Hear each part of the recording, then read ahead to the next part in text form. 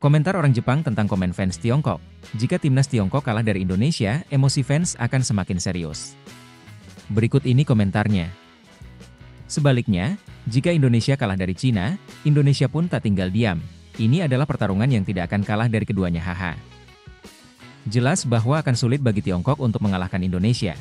Namun Tiongkok telah banyak kalah dalam pertandingan, dan sepertinya mereka sedang memainkan pertandingan sepak bola yang tidak boleh mereka menangkan. Jadi setidaknya, saya berharap mereka berhasil bermain imbang 0-0. Dan jika mereka melakukan yang terbaik, mereka bisa mencetak setidaknya 1 gol sendiri. Juga, saya sangat ingin melihat reaksi tim pendukung Tiongkok dalam pertandingan seri atau menang. Cina harus menerima kenyataan bahwa mereka beruntung bisa melewati babak kedua di menit-menit terakhir. Tidak mengherankan jika kami kalah dari negara manapun di babak kualifikasi terakhir. Indonesia kuat. Jika Tiongkok kalah, kita akan semakin menyadari posisi Asia.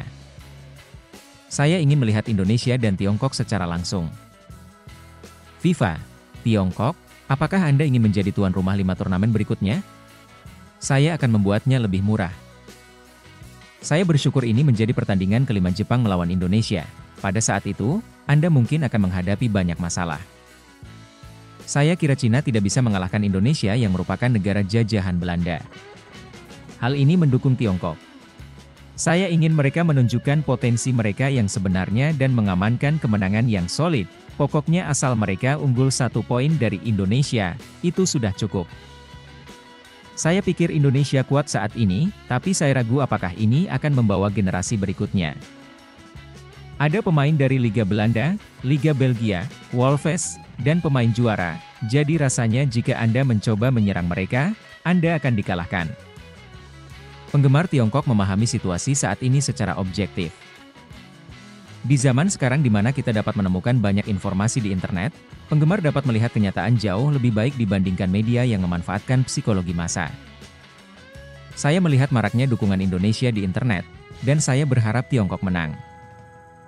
Saya tidak bisa berkata apa-apa soal popularitas internet karena Jepang juga buruk, dengan semua komentarnya yang menjatuhkan negara lain.